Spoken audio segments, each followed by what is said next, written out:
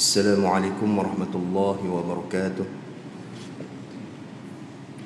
Bismillahirrahmanirrahim. Alhamdulillahi rabbil alamin.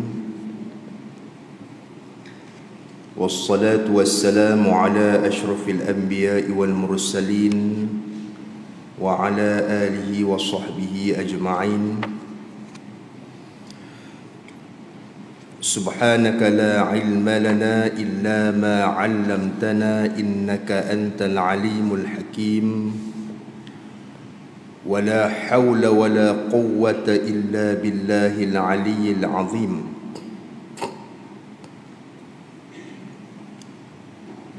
Rabbi shrah li sadri wa yassir li amri wahlul 'uqdatam min lisani yafqahu qawli.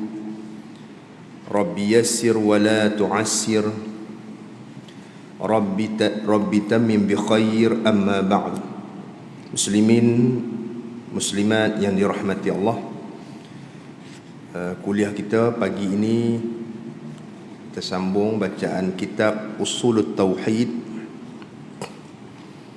Kita sambung pada muka surat 6.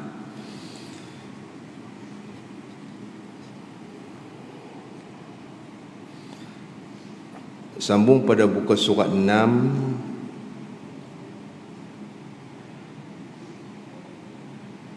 8 baris dari atas, dari bawah ni. Qala al-musannifu rahimahullahu ta'ala wa nafa'ana bi'ulumihi fid darain amin ya rabbal alamin. Baik, kata pengarang kitab, bermula awal-awal orang yang mengeluarkan ilmu ini daripada Quran dan hadis, yaitu Abu Hasan Asy'ari dan Abu Mansur Maturidi. Abu Mansur Maturidi. Baik, kita ulang balik nah.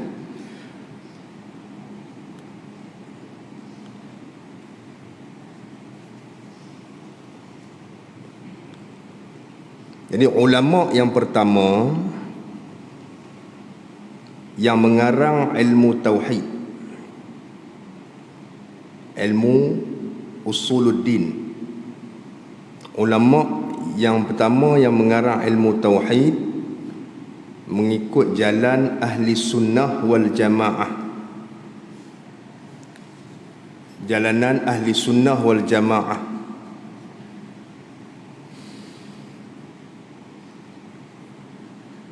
Yang mana ilmu ini dikeluarkan, diambil daripada Quran dan hadis. Begitu juga ilmu-ilmu yang lain, ilmu fiqh, ya, ilmu tasawuf, ilmu fiqh seperti al-Imam Syafi'i, Imam Abu Hanifah, Imam Malik, Imam Ahmad ibn Hanbal. Mereka ini mengeluarkan hukum-hukum fiqh daripada Quran dan hadis. Jadi sumber bagi hukumnya Al-Quran dan hadis.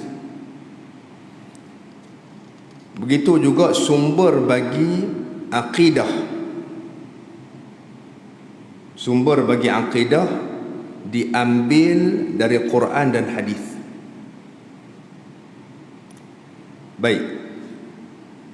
Jadi jangan ada dakwaan mengatakan ilmu ini tidak diambil daripada Quran dan hadis. Itu salah dah. Salah. Tak diambil daripada Quran dan hadis. Ilmu ini diambil daripada Quran dan hadis. Dia tak boleh reka-reka ilmu tauhid. Kita guna akal kita, tak boleh. Dia ambil daripada Al-Quran dan hadis. Sumber bagi ilmu tersebut menerangkan sifat-sifat Allah Ta'ala, kan? Semua yang ada di dalam Al-Quran dan juga yang disebut di dalam hadis Nabi sallallahu alaihi wasallam, kan? Perkara yang berkaitan dengan sam'iyat, perkara-perkara yang gaib yang akan berlaku di hari akhirat, diambil daripada Quran dan hadis. Baik, dua orang tokoh ulama yang mula-mula mengeluarkan ilmu ini, yang menyusun ilmu ini secara tersusun, ya. Yang pertamanya Imam Abu Hasan Asy'ari, Abu Mansur Maturidi. Ini dua orang tokoh ulama yang memainkan peranan yang besar menyusun ilmu tauhid. Bukan makna ilmu tauhid tak ada sebelum dua orang ni, tak. Ya. Ilmu akidah tu telah dibawa oleh Rasulullah sallallahu alaihi wasallam semenjak Islam muncul. Itulah mesej yang dibawa oleh Nabi sallallahu alaihi wasallam, ajaran yang dibawa oleh Nabi sallallahu alaihi wasallam, dan juga tugas besar mengeluarkan manusia daripada kejahilan supaya mereka mentauhidkan Allah, mengajak manusia supaya mentauhidkan Allah, kerana mereka berada dalam kejahilan, menyembah, ya, Tuhan dengan cara mensyirikkan Allah, ataupun menyembah Tuhan yang bukan sebenar-benarnya. Diutuskan Rasul itu antara tugas yang besar bagi semua Rasul, mengajak manusia supaya mengesakan Allah. Baik. Kemudian dua orang ulama inilah memainkan peranan untuk menyusun ilmu tauhid secara teratur. Nak faham, nah? Secara teratur. Dua orang ulama ini. Kerana apa? Kerana dua-dua orang ulama ini mereka lahir di zaman kecelaruan akidah. Sebelum tu tak ada masalah. Zaman Nabi tak ada masalah lah. Zaman Nabi masalah akidahnya mereka menyembah berhala. Tak apalah Nabi, kan? Apabila berlalu zaman Nabi, kemudian masuk zaman sahabah, perkara ini tak timbul, isu-isu akidah. Tapi apabila setelah berlalu, ya, zaman tabi'in, apabila masyarakat Islam semakin melebar dan meluas, bangsa selain Arab masuk ke dalam Islam, maka pada ketika itu apabila satu bangsa itu masuk ke dalam agama Islam, dia bawa masuk budaya dia dan juga pemikiran. Walaupun dia pun masuk Islam, budaya dan juga pemikiran dimasukkan. Kesan-kesan budaya dan pemikiran itu ada, kan? Maka timbullah fahaman-fahaman yang menyeleweng, ya, yang antaranya fahaman Mu'tazilah pada zaman tu.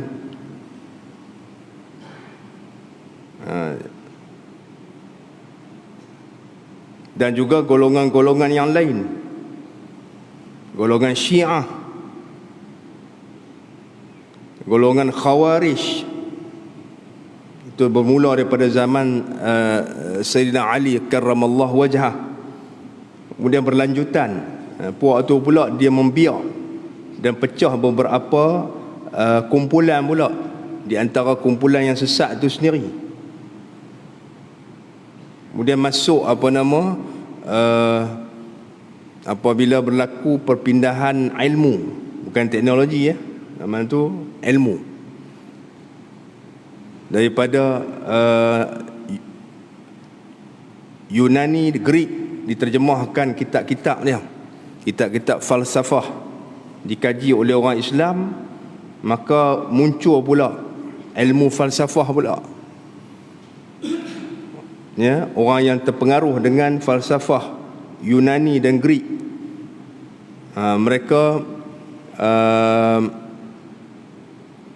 mewujudkan suatu teori baru tentang ketuhanan melalui kaedah falsafah yang mereka ambil dari Yunani dan Greek. Tambah masalah pula. Maka pada ketika itu umat Islam mula, ya, generasi yang mai kemudian ni terpengaruh ya, dengan kecelaruan akidah ni. Banyak yang tidak pernah ada pada zaman Nabi dan para sahabat muncul. Timbul isu Quran itu makhluk, timbul isu adakah perbuatan manusia ini dicipta oleh Allah ataupun tidak. Dan timbul isu dari sudut politik ya, yang menyebabkan pecah kan. Adakah Ahlul Bait itu wajib diutamakan ataupun khalifah yang sesudah Rasulullah mesti daripada kalangan Ahli Bait. Itu semua timbul isu banyak ya, sehingga melarat kepada akidah. Ada yang berpegang manusia ini tidak ada apa-apa pilihan, semuanya telah dipaksa ya, mengikut apa yang Allah Ta'ala tentukan ya. Puak Jabariyah, ada manusia itu berkuasa sepenuhnya, dia nak buat apa ikut kan. Ada golongan yang kalau buat dosa besar jadi kafir selain pada mensyirikkan Allah ya, golongan Murji'ah. Ada golongan yang berpandangan begitu. Ada golongan yang berpandangan buat apa tak apalah, sebab itu semua daripada Allah Ta'ala, maka tak jadi dosa. Macam-macam. Maka dua orang ulama ini lahir, itu pecahan. Sebahagian ada pecahan pada Mu'tazilah, ada pecahan daripada Syiah Rawafid ya, yang menjadikan Sayyidina Ali sebagai Tuhan, hingga Sayyidina Ali dalam kebanyakan dalam masa dia memerintah, masa Sayyidina Ali memerintah, khalifah yang keempat, jadi Sayyidina Ali ni banyak terlibat dalam memerangi golongan yang menuhankan dia.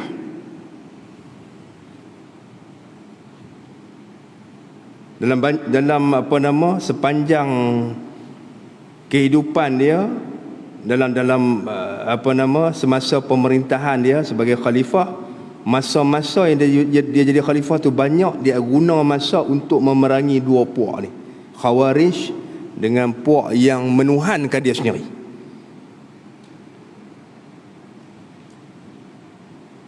Ya, tuan boleh tengok dalam kitab Al-Farqu Bainal Firaq ya, diceritakan puak-puak, pecahan-pecahan golongan yang memerangi Sayyidina Ali, golongan Khawarij, golongan yang menuhankan Sayyidina Ali. Golongan itu keluar daripada ahli Islam ya, yang lahir selepas daripada itu golongan Batiniyah, Qaramitah. Baik, sebelum semasa munculnya dua imam besar ini, Imam Ahli Sunnah wal Jamaah Abu Hasan Al-Asy'ari dan Abu Mansur Maturidi, dua orang besar, ulama besar ni. Abu Hasan al-Asy'ari, sebelum muncul dua orang ini, umat Islam berada di dalam dilema akidah dengan banyaknya kumpulan-kumpulan seperti Mu'tazilah yang besar. Mu'tazilah kerana Mu'tazilah ya, sebelum munculnya Abu Hasan al-Asy'ari ya, pada zaman pemerintahan Abbasiyah, mazhab Mu'tazilah yang sesat ni menjadi mazhab negara, tuan-tuan. Tuan fikir tengok, mazhab negara. Contoh macam ni lah, saya bagi contoh mudah, bagi contoh tapi tak sama lah. Mu'tazilah ni dia masih lagi ahlul Islam, cuma mereka ni ahli bid'ah, sebahagian dia lah ahli bid'ah. Bagi contoh macam ni, saya nak bagi contoh bagi tuan nampak apa nama ajaran lepas tu jadi tuan tak faham, ajaran ayah pin. Contoh lah, saya bagi contoh lah. Ajaran ayah pin, tahu ayah pin kenal tak? Ayah pin kenal tak? Semua orang kenal kan? Semua orang kenal ayah pin kan? Kenal tak kenal? Tak kenal saya bagi contoh lain. Tuan kenal tak? Orang Pulau Pinang banyak kenal apa?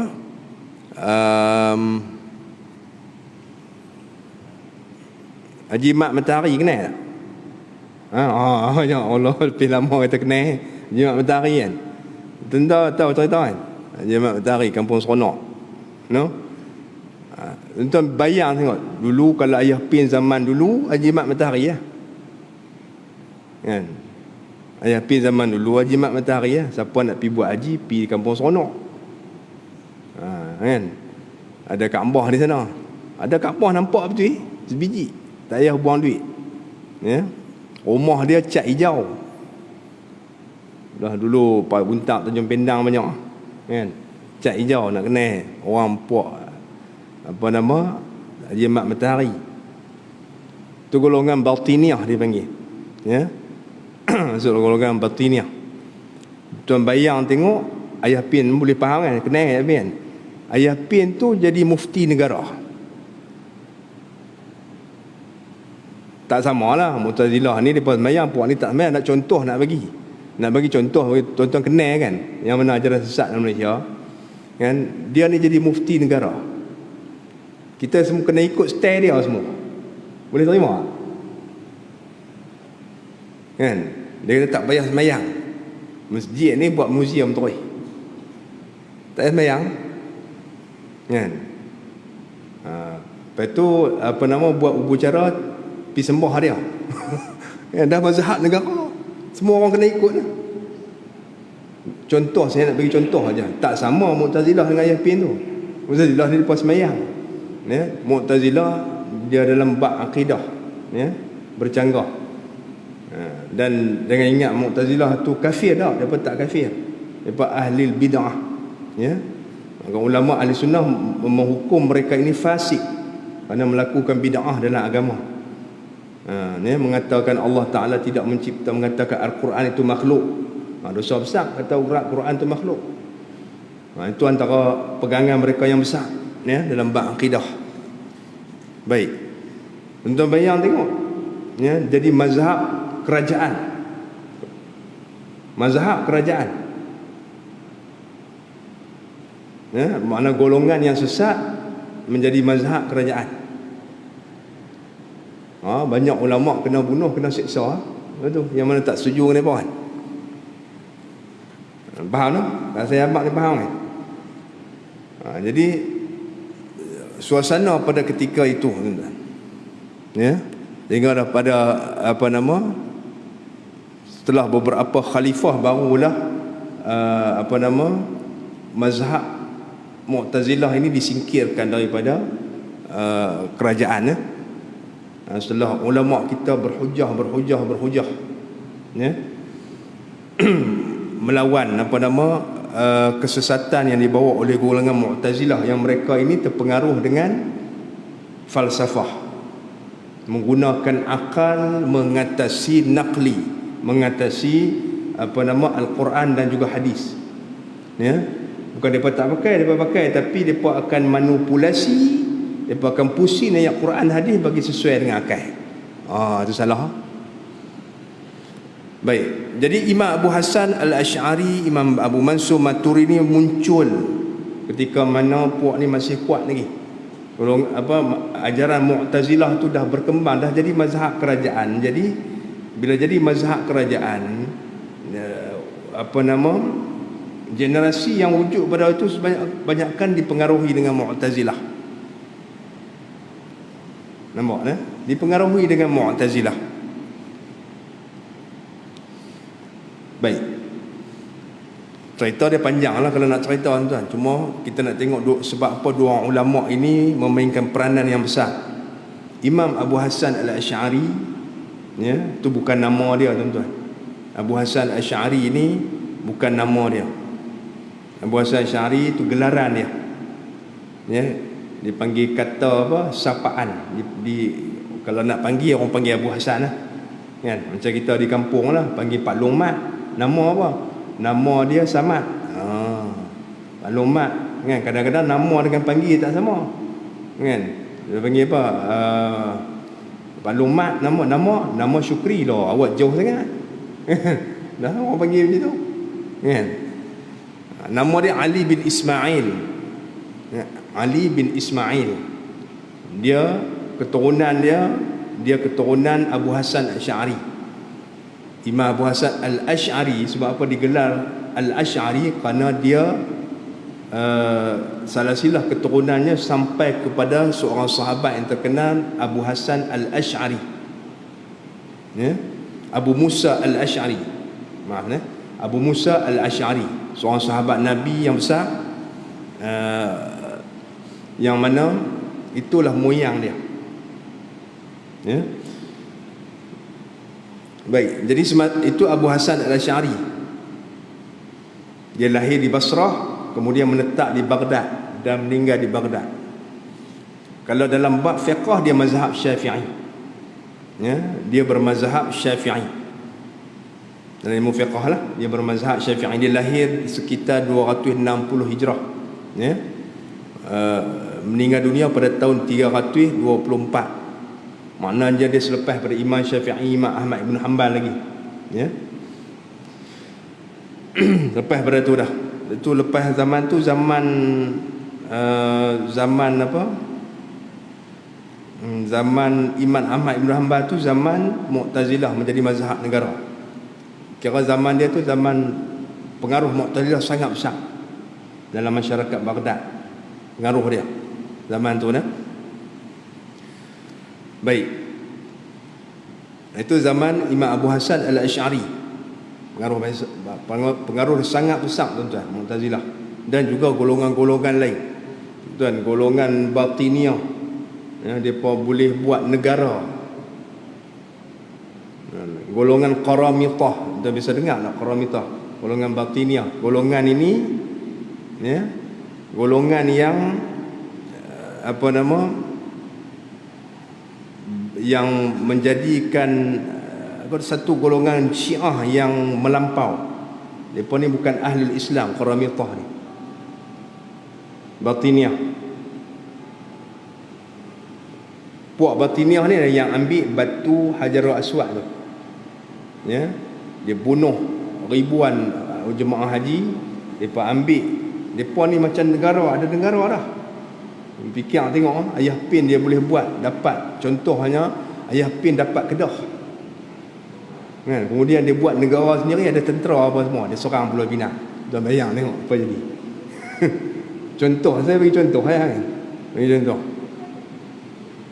satu benda yang orang bawa ajaran sesat ni boleh membuat satu negara, bentuk satu negara, bala tentera ada, ya. Qaramitah ni, kan, sehingga kerajaan Islam tu berperang dengan mereka. Tuan tengok Syiah yang menguasai Mesir, Fatimiyah, mereka menguasai Mesir, berapa ratus tahun lama dia. Nampak ni?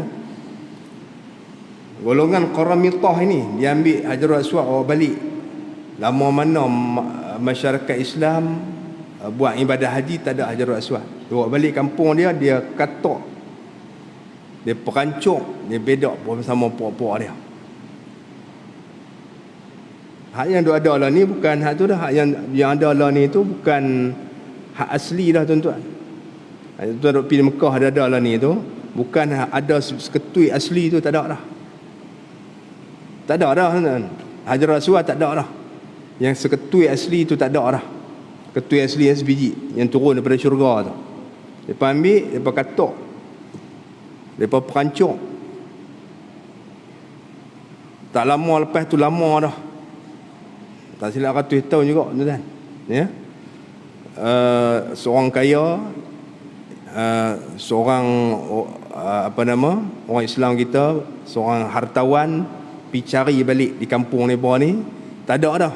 Tinggal ada 9 biji je, kecil-kecil je, pecahan daripada Hajarul Aswad 9 ya. Ada kat kawan seorang tu, dia beli, puak Qaramitah jugalah, beli, kawan tu jual, ya, dengan banyak dia bawa balik ke Mekah, dia letak balik kat situ. Hak kecil tu, tuan-tuan pergi tengok Hajarul Aswad kan, depa bubuh Hajarul Aswad, kemudian di satu sudut, kemudian dibubuh simen hitam. Simen tu tak boleh nak ni lah, nak korek, nak katok semua tak boleh, paling kuat dalam dunia. Kan? Lepas tu kalau tuan pergi kerusuh, kalau nak cium Hajarul Aswad ni, dia suruh cium tang tu, belah kiri ke atas sikit tu, tepi tu lah, dia duduk setumpuk tu. Kita duk pergi cium simen, buat apa cium simen? Kan? Cium simen boleh lah juga tempat dia, kan? Di situ siapa yang buat? Puak Qaramitah Batiniyah yang ada pada zaman Abu Hasan Asy'ari ni. Puak Batiniyah, ya, puak yang puak ni terkeluar pada Islam lah.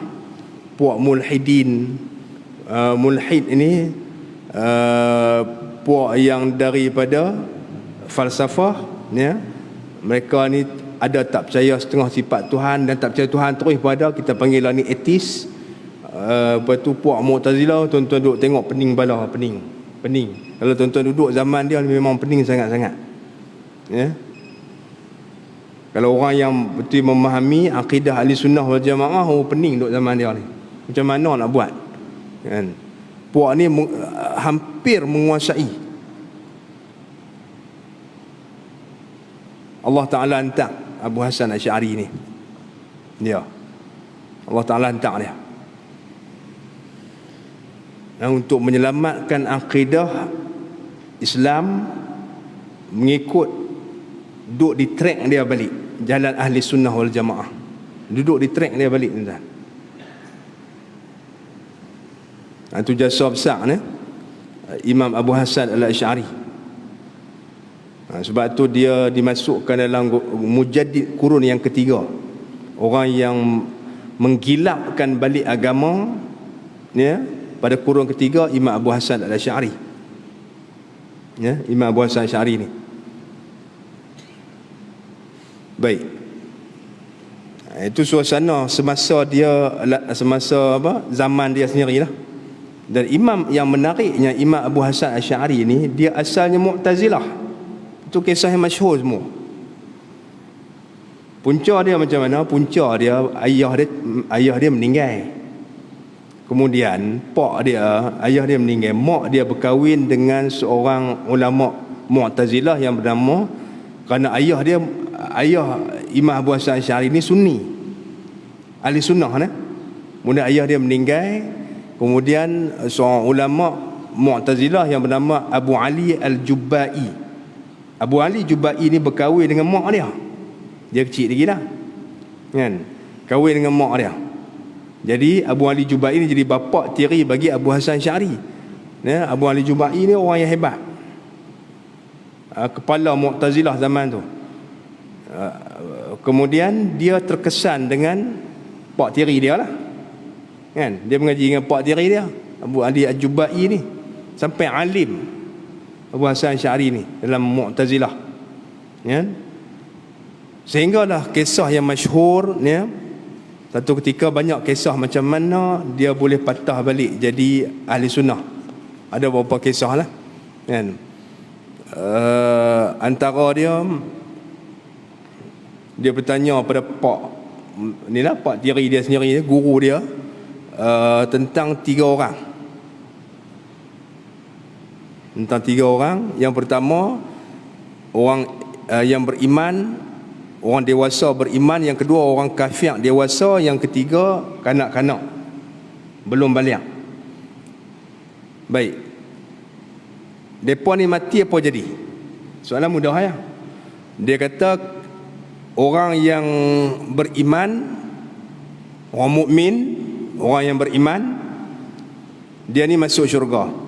Orang beriman ahli syurga. Orang kafir ahli neraka. Kanak-kanak dia orang yang terselamat daripada neraka. Dia tak masuk neraka lah, dia terselamat daripada neraka. Baik, cuma selamat daripada neraka saja. Jadi Abu Hasan Syari pun tanyalah, dia tak masuk syurga lah.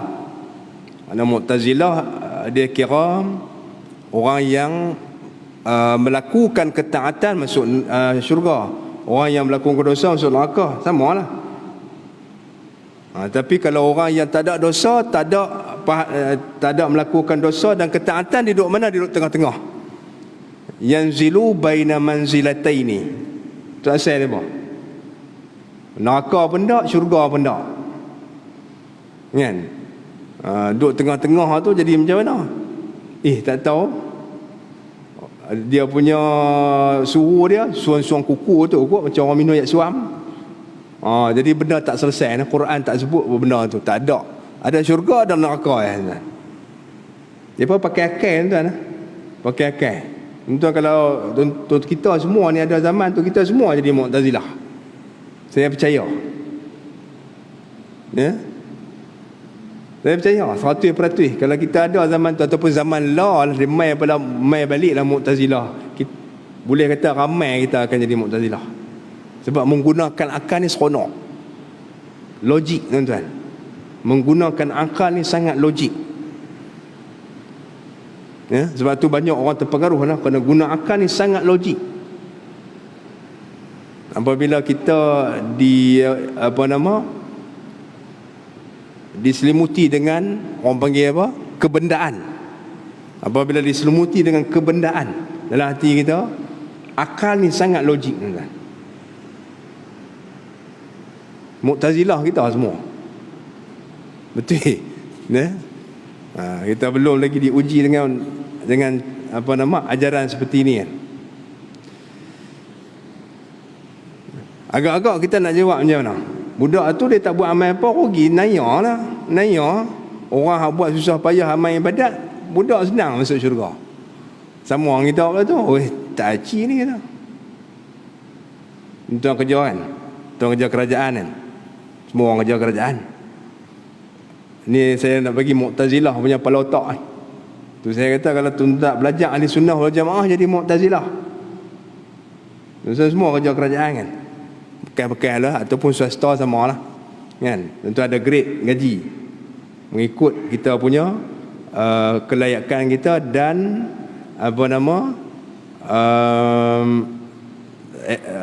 pengalaman kita. Betul kan? Tuan-tuan boleh terima tak kawan tu masuk kerja? Tuan-tuan dah contoh saya bagi mudah lah, tuan-tuan dah kerja 10 tahun, kemudian tuan-tuan naik tangga gaji, tuan-tuan dah naik sampai 8,000. Tiba-tiba kawan ni masuk terus dapat 8,000 gaji, sama level dengan kita. Boleh tak? Masa tuan-tuan dah 10 tahun kerja susah payah kan, penat lelah, jangan tanya. Dia ni senang aja masuk, pom terus dapat 8,000. Kita dengan lepas itu pula buat master pula, habis duit pula, bercekang mata siang malam pagi petang nak habis master tu. Kawan tu SPM ya, terus 8,000 dapat. Tuan rasa tak puas hati tak? Nak tanya ni, patut tak dia dapat itu secara logik dia kan? Sepatutnya dia kena ikut tangga lah kan? Patut tak? Tak patut.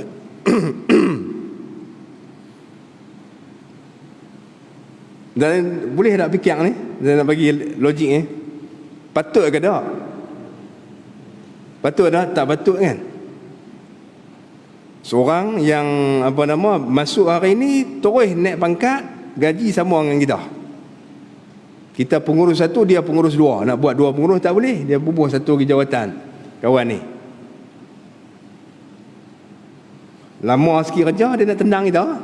Selalu di swasta jadi macam tu kerajaan tak boleh. Kerajaan dia ada dia punya ni, dia bonek kawan ni, pok dia. Kita kata logik patut tak? Tak patut. Macam mana hak dia ni boleh naik tu syafaat bos, dia adik ipar bos, dapat gaji 8,000. Boh pengurus nombor 2. Tapi kita kira logik kita, patut tak dia ni dapat? Patut tak? Tak patut. Ni logik. Patutnya dia kena duduk bawah lagi. Dia kena 10 tahun kerja sama dengan kita baru dapat. Tu orang panggil ahli Mu'tazilah. Jadi Mu'tazilah kita semua kan.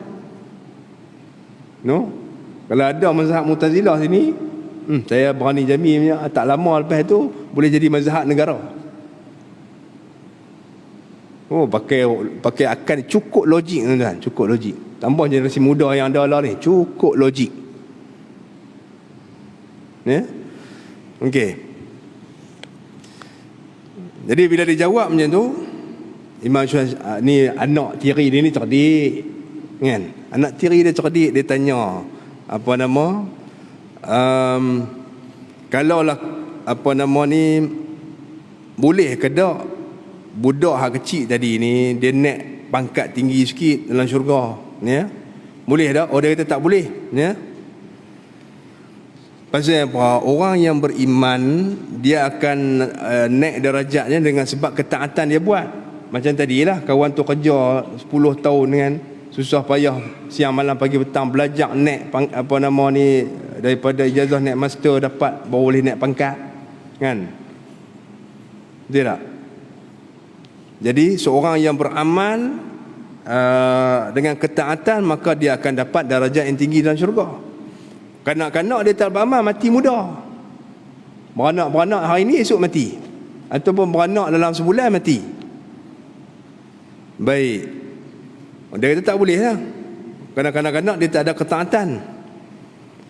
Lepas tu kanak-kanak tu tanya, dia kata yang ni orang panggil tak apalah, katalah dia kata andainya jika kanak-kanak yang meninggal dunia tu dia bertanya kepada Allah Ta'ala, sekiranya dia kata aku ni pasal apa aku tak boleh masuk syurga, tak boleh masuk dapat pangkat tinggi dengan orang-orang yang lain, pasal dia tak ada ketaatan. Dia kata itu bukan sebab aku tak, sebab aku dimatikan sebelum balik kan, sebelum boleh beramal. Sekiranya kalau kata ya Allah engkau hidupkan aku lebih lama, maka sudah tentu aku akan mentaatimu sehingga akhir hayat. Ini kata Imam Syari lah. Dia buat andaian, katalah kalau kanak-kanak tu di hari akhirat esok, dia kata pasal apa dia tak boleh dapat pangkat tinggi, pasal dia tak ada ketaatan. Baik, itu bukan kesalahan dia, bukan bukan kemahuan dia, kerana dia mati muda. Sekiranya engkau ya Allah panjangkan umur aku, nescaya aku buat ketaatan. Jawab itu kan. Ini kata Imam Syari lah, dia buat andaian. Baik, pak tiri dia jawab balik kan. Dia kata sekiranya aku tahu, kata Allah Ta'ala beritahu kat budak tu, aku tahu sekiranya engkau dipanjangkan umur, engkau akan buat maksiat dan akan masuk dalam neraka. Sebab itulah kerana aku nak selamatkan engkau, wahai budak, aku matikan awal dan selamat juga mak hang. Dia kata mak engkau pun selamat juga, sebelum kamu sampai kepada umur taklif.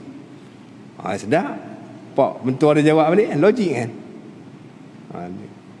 Imam Hasan Syari kata, Imam Abu Hasan Syari kata, budak ni minta ya Allah pasal apa matikan aku lebih awal, kalau panjangkan umur aku boleh buat amal ibadat.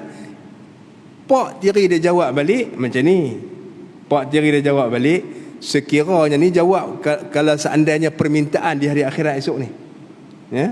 Pak tiri dia jawab balik, sekiranya ya Allah Ta'ala berkata kepada budaknya, sekiranya aku panjangkan umur engkau akan buat maksiat, dia akan merugikan engkau dan juga ibu engkau, ya, di hari akhirat esok. Kau akan masuk neraka. Ni aku nak selamat dah. Bijak dah jawab tu. Bijak tak? Tuan faham tak ni saya cerita ni? Faham kan? Tak faham saya nak ulang balik. Bijak dah pak mentua dia. No? Jadi agak-agak kita nak jawab macam mana? Agak-agak kita nak jawab macam mana tuan-tuan? Nak jawab balik. Kan? Dia kata macam tu. Baik. Tapi bijaknya Imam Abu Hasan Asy'ari, biasalah orang tua ni kan. Ni kawan ni orang muda, otak ligat. Kan mengaji kat pak mentua dia sendiri pula. Kan? Tahu dah pakai akal juga. Ya? Kawan muda ni mai dia dah kuih tua ni pun dia kuih slow dah kan. Otak kan. Walaupun bijak. Ni anak tiri dia ni muda lagi. Ni saya punya komen lah kan. Rupanya Imam Abu Hasan Asy'ari itu dia buat jebak dah kat pak mentua dia. Orang panggil buat jerat. Tuan faham tak dia buat jebak? Dia buat jerat. Memang dia tanya tu jerat dah. Dia tanya tu dia buat jerat dah tuan-tuan. Dia tanya hak mula kan 3 orang. Tuan-tuan rasa hak mana jerat dia? Ada seorang orang beriman, ya, orang kafir, orang mati beriman, mati kafir, mati dalam keadaan masih kanak-kanak. Pak mentua dia kata orang yang beriman tu dia akan dapat darjat yang tinggi dalam syurga. Orang kafir akan azab siksa dalam neraka. Kanak-kanak ni dia selamat daripada neraka. Dia tak dapat pangkat apa dalam syurga. Dia selamat dia. Okey. Jadi tak apalah tadi jawapan kan dia bagi. Pasal apa kanak-kanak ni tak boleh dapat pangkat tinggi syurga pasal dia tak buat ketaatan.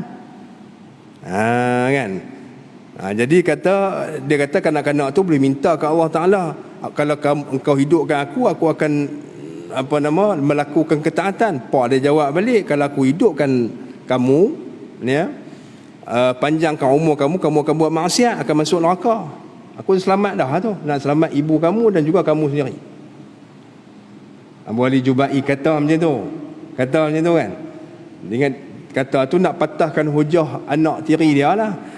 Dia tak tahu nak tiri dia simpan satu lagi buah, ya, simpan lagi. Dia tanya 3 orang kan, simpan satu lagi buah, nak patahkan hujah pak mentua dia, bukan pak mentua dia, pak tiri dia lah.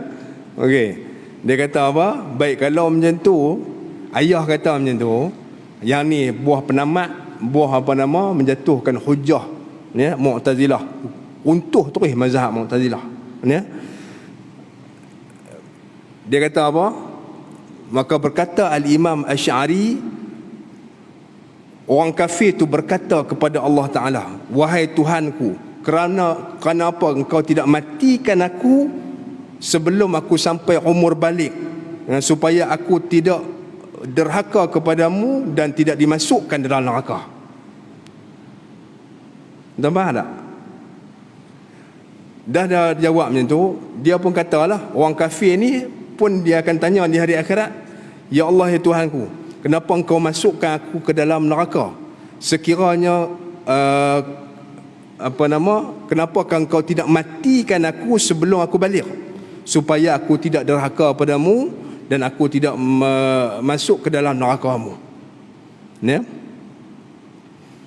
Bila dia keluar perkataan ni, Abu Ali Al-Jubai kalah, tak boleh jawab lah. Dia dah masuk dalam jerat. Dia dah jawabnya, dia dah masuk dalam jerat dah. Itu orang panggil buah apa dia ada simpan dah. Dia nak jawab macam mana? Tuan rasa-rasa nak jawab macam mana? Tadi dia jawab dah kan. Dia guna hujah Abu Ali Al-Jubai itu juga untuk mematahkan hujah pak mentua dia sendiri. Pak mentua dia kata, budak ni, kalau Allah Ta'ala beritahu kat budak ni, sekiranya aku hidupkan, panjangkan umur engkau akan masuk neraka. Tak apalah, Itu kira patah hujah Imam Abu Hasan Asy'ari ya. Imam Asy'ari ambil orang kafir ni buat hujah. Guna hujah dia juga. Bijaklah tuan. Sekiranya engkau matikan aku seperti kanak-kanak tadi, kanak-kanak hak yang tadi kan. Mati macam kanak-kanak aku, nescaya aku selamat, tak masuk neraka. Abu Ali Jubai tak boleh jawab. Ya? Tak boleh jawab. Satu riwayat mengatakan, ya, itu antara ni lah sebab dia berhujah ni. Sebab dikembali balik pada ahli sunnah wal jamaah dia sikit ya tuan-tuan. Mu'tazilah ni dia ada beberapa masalah yang terkeluar daripada landasan ahli sunnah wal jamaah dan landasan ajaran Al-Quran hak sebenar. Sikit yang lain semua sama. Sikit saja. Bukanlah kata bila Mu'tazilah habis semua rosak dah. Sikit tu ya, ada 2-3 benda ya. Ada beberapa benda lah yang menjadi perkara besar dalam akidah ni. Tapi tidak sampai pada peringkat kufur dah. Tak sampai pada kufur. Tuan kena faham tu. Sekiranya dia ada perkara-perkara yang bawa pada kufur, ada yang perkara-perkara tak bawa pada kufur. Baik. Antara sebab dia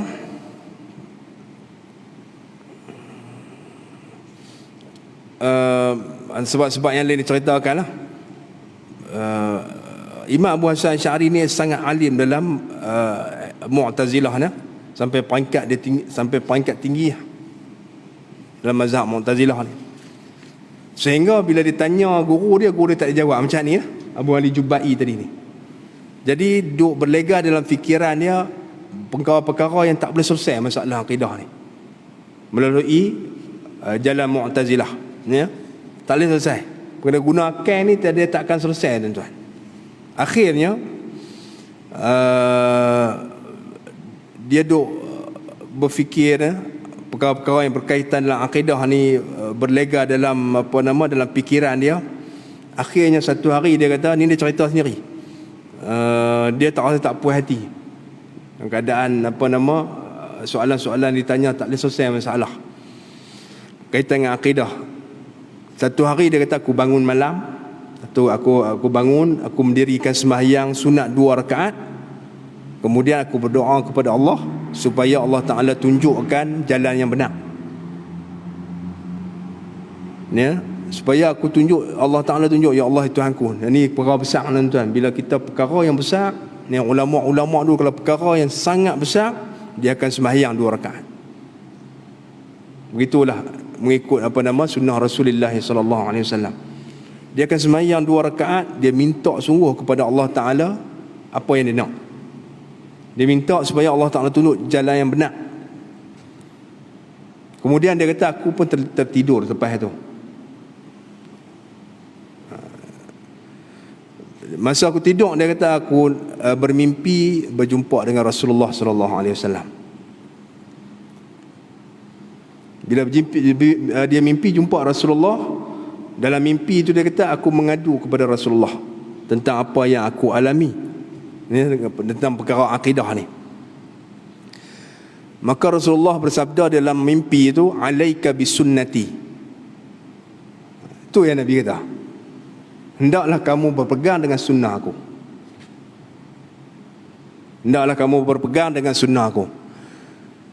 Kemudian dia kata, barulah aku terjaga dan aku teringat balik kan, alaikum bisunnati kan. Nabi sebut dalam satu hadis, taraktu fikum amraini in tamassaktum bihima lan tadillu abada. Aku tinggalkan kepada kamu wahai umat aku 2 perkara ya, sekiranya kamu berpegang dengan dia, kamu tak akan sesat selama-lamanya. Yang pertama apa dia? Nabi sebut Al-Quran dan juga sunnah aku. Jadi aku kembali balik masalah perbicaraan ilmu kalam ini dan juga segala masalah-masalah akidah ni, aku merujuk balik di dalam Al-Quran dan juga di dalam hadis-hadis Nabi. Rupa-rupanya di situlah ya, menyelesaikan semua masalah yang berlegal. Kerana dia menggunakan akal, dia tak akan selesai.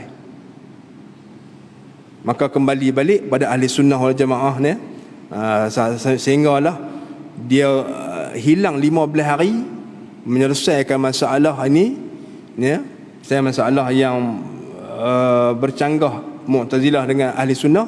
Satu hari dia naik pada di atas mimbar, dia bertaubat kepada Allah Subhanahu Wa Taala. Dia mengatakan, aku dulu mengatakan Quran makhluk, sekarang aku bertaubat kepada Allah, kan. Dia ni lah, dia buat pengisytiharan di atas mimbar masjid, ya. Dia mengatakan dulu ni, kalau dia Mu'tazilah, Allah Ta'ala tak boleh lihat, dia kata, dengan mata di hari akhirat esok. Dan segala perbuatan jahat itu, dia kata, aku berpegang, kata, itu perbuatan manusia, tak sanggup paut dengan Allah, man. Jadi aku semua ni kembali taubat balik, aku bertaubat daripada semua akidah yang salah ni, kembali kepada Ahli Sunnah wal Jamaah, ya. Baik, itu antara cerita panjang lah cerita dia. Kemudian dua orang yang itu yang pertama, Imam Abu Hasan Asy'ari. Yang kedua Abu Mansur Maturidi. Dia kata dua imam Ahli Sunnah wal Jamaah dalam ilmu akidah ni, yang mengarang ilmu akidah. Abu Mansur Maturidi ni kita jarang dengar. Pasal apa, tuan-tuan? Kerana Abu Mansur Maturidi ni dia punya perjalanan yang dibawa oleh Abu Mansur Maturidi ni, dia banyak dibawa oleh orang-orang yang bermazhab Hanafi, ya. Abu Mansur Maturidi pun nama gelaran dia juga, nama dia Muhammad bin Muhammad. Dia nama Muhammad, ayah dia nama Muhammad, ya. Dia berketurunan Abu Ayyub Ansari. Semua ada keturunan sahabat Nabi. Dia berketurunan Abu Ayyub Al-Ansari, Abu Ayyub Al-Ansari, golongan Ansar, ya. Lahir hampir sama dengan ni juga, Imam Abu Hasan Asy'ari. Dia lahir di Samarkand. Samarkand, tuan-tuan bisa pergi tak? Di Asia Kecil. Sekarang ni dalam Uzbekistan, tak silap saya, no? Tajikistan, tak silap. Samarkand. Baik. Samarkand tu sekarang dia bawah pada Rusia, atas pada Afghanistan lagi, ya. Dulu dipanggil bilad ma wara' an-nahri, ya, negeri-negeri di sebalik sungai, ya. Sungai Jaihun nama dia, atas pada Iran dengan Afghanistan. Duduk dia dalam wilayah sekarang ni Uzbekistan, sedikit Kyrgyzstan, sedikit Tajikistan, kan, Tantan semua tu, ya. Okey. Dia lahir di sana. Dia lebih kurang, dia sezaman dengan, cuma tarikh lahir tu tak dapat diputuskan oleh para ulama, ya. Tak ada tarikh lahir yang tepat, cuma dikatakan dia sezaman dengan Imam Abu Hasan Asy'ari. Abu Hasan Asy'ari di Baghdad, dia di Samarkand. Di sana pun sama juga, Mu'tazilah mengganas tempat dia, ya. Dan dia bermazhab Hanafi, ya. Dia lebih bawa kepada tauhid yang dibawa oleh Imam Abu Hanifah dalam Fiqhul Akbar dia, ya. Jadi dia membawa kesinambungan begitu, dan dia merupakan pejuang Ahli Sunnah wal Jamaah di sebelah ma wara' an-nahri, menentang Mu'tazilah. Sebagaimana Imam Abu Hasan Asy'ari, dia menentang Mu'tazilah di pusat dia, kerana pusat Mu'tazilah asal di Baghdad, ya. Di situ berkembang dia, mula berkembang di situ. Baik. Jadi sama-sama, ya, mereka berjuang dan akhirnya bebas daripada mazhab Mu'tazilah dan pupus mazhab Mu'tazilah ni. Pupus terus, tuan-tuan. Pupus terus. Tak ada, ya. Tetapi kekal dia punya, walaupun orang kata pupus, tak payah mengajilah cara ni, nak tolak masalah. Tak. Mazhabnya telah pupus, tetapi ideologinya masih ada. Kerana ilmu logik akal ni sangat, ilmu Mu'tazilah ni sangat logik. Sebab tu bahaya, tuan. Sangat logik. Kalau kita tidak ada panduan Quran dan hadis, ilmu dia sangat logik. Macam saya kata tadi dah, kan? Macam saya cerita tadi, kawan tu kerja 10 tahun, gaji 8,000, kan? Kawan ni hari ni masuk terus gaji 8,000. Oh, kita kata tak boleh terima. Nah, itulah mazhab Mu'tazilah. Walaupun tuan tak belajar, kan? Itulah mazhab Mu'tazilah.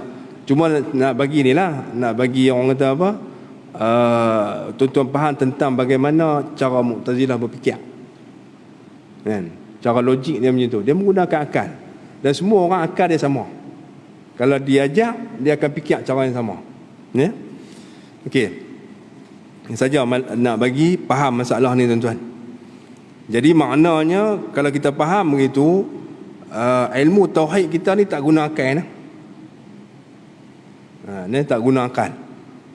Akal yang tidak berpandu kepada Quran hadis. Adapun akal yang berpandu pada Quran hadis tak ada masalah.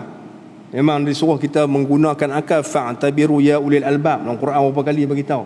Suruh menggunakan akal tapi berpandukan kepada Al-Quran dengan sunnah. Itu panduan dia. Dia ada sandaran dia, saya harap boleh faham, insya-Allah. Baik, kemudian dia kata bermula nama ilmu ini ilmu tauhid. Sikit nak baca tu. Nak bincang tentang apa?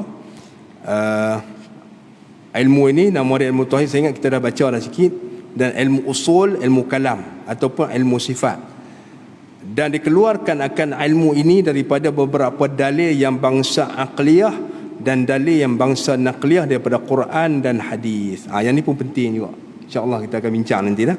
Sebab apa dikeluarkan daripada dalil akal dan dalil naqli. Sedangkan tadi kita beritahu dah, kan, kita tak menggunakan akal seperti Mu'tazilah. Itu jadi keliru tu. InsyaAllah kita akan bincang pada kuliah kita yang akan datang. Wallahu subhanahu wa ta'ala a'lam. Bismillahirrahmanirrahim. Alhamdulillahirabbil alamin wassalatu wassalamu ala asyrafil anbiya'i wal mursalin wa ala alihi wa sahbihi ajma'in. Allahumma iftah alaina futuhal arifin wa faqihna fid din waj'al a'malana khalisatan liwajhikal karim birahmatika ya arhamar rahimin. Allahumma rzuqna fahman nabiyyin wa hifzal mursalin wa ilhaman malaikatil muqarrabin birahmatika ya arhamar rahimin. Walhamdulillahi rabbil alamin.